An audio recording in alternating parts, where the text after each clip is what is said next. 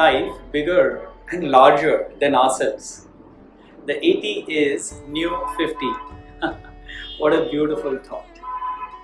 Today in our esteemed panel, we have people from various fields of life: health, wellness, sports, medicine, business, media, and spirituality. I am sure they will enlighten us with beautiful things, how that you can keep this temple of living God inside healthy and strong. But let me take up the thread from which is deep inside this body, the spirituality.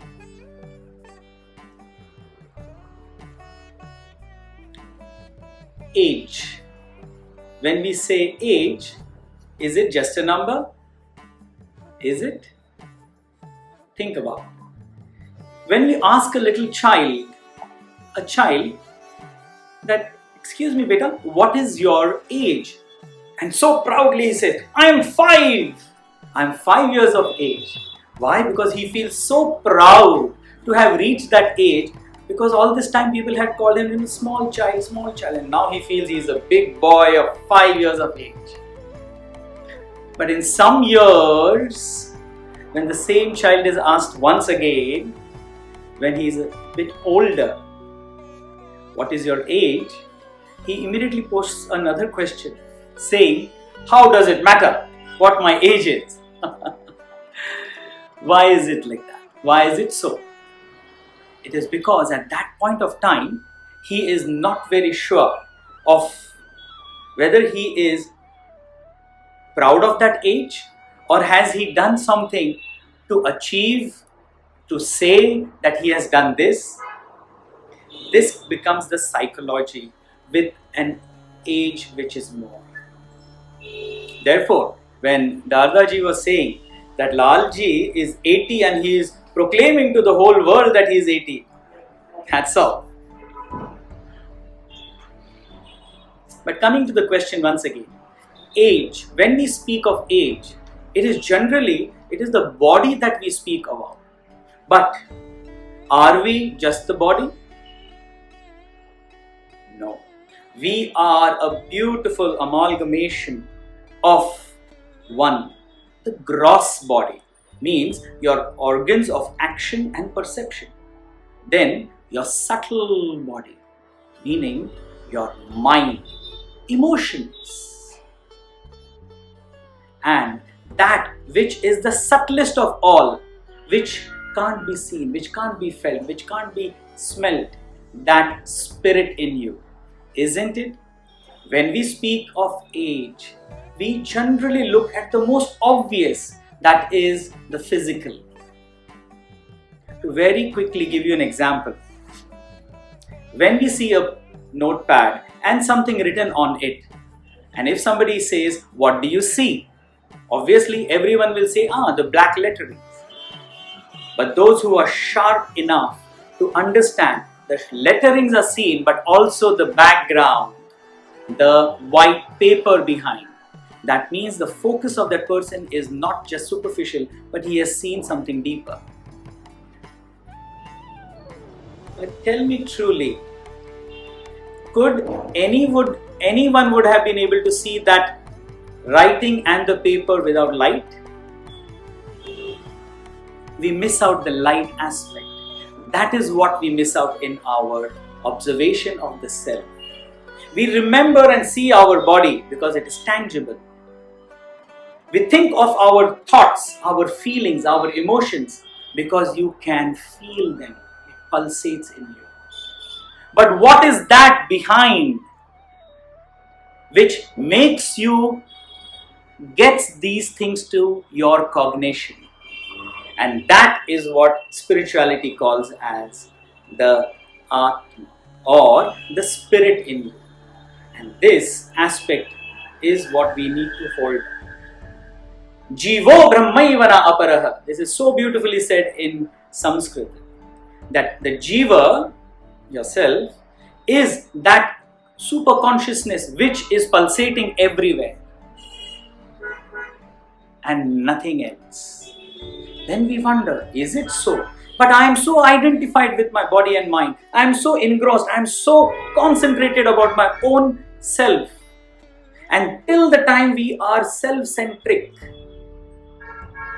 what do we remember? We remember our pains, our pleasures, our wanting.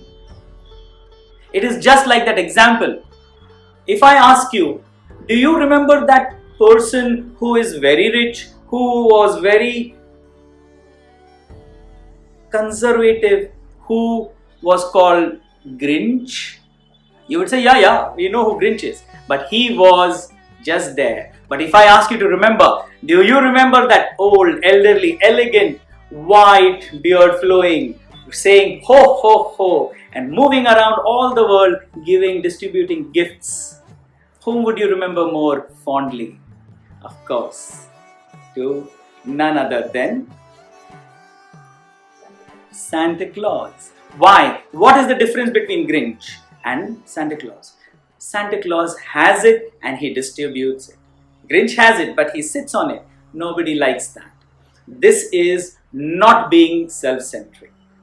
When human beings, the jiva, the individual self, comes in contact with the world outside, Jagata, when he understands the relation between the two, and then he thinks about there has to be a deeper science, a deeper understanding, a substratum upon which these two, the Jiva and the Jagat, the individual and the universal world, merge together. That Ishvara, the consciousness, once his mind, once his intellect reaches there, he becomes universal himself. Then what happens to that individual? He does not remain of a particular age, because universally, the universe, all of us know this, universe is thousands and millions of years old. But can you show me whether it looks older? Can it? Can you? No. Because it is so universal in its approach that it is always giving. Look at Mother Earth. From the time inception, she is giving. Look at the beautiful air. It is serving us day in and day out without even coming in front of us. The sun giving us energy. Water quenching our thirst. Fire giving us warmth and food. When you as an individual understand that you are not just individual, you are a collective. When you connect your mind, your intellect to the whole, you become a part of that whole. Nay, the Shastra says that you are that. Tattvamasi. And when this feeling comes into an individual, he has already transcended.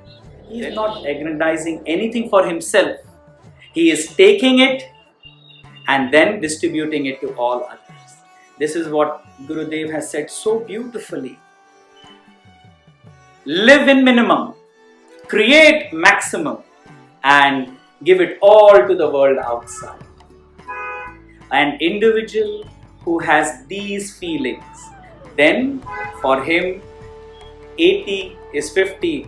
No age is anything for him. He becomes ageless, timeless. These are the ingredients by which a person can grow and open himself and become a world universal person. And then age is no limit for him. With these few words, I thank every one of you for listening to me. Thank you. Hari Om. Thank you, Jagdish. Thank you.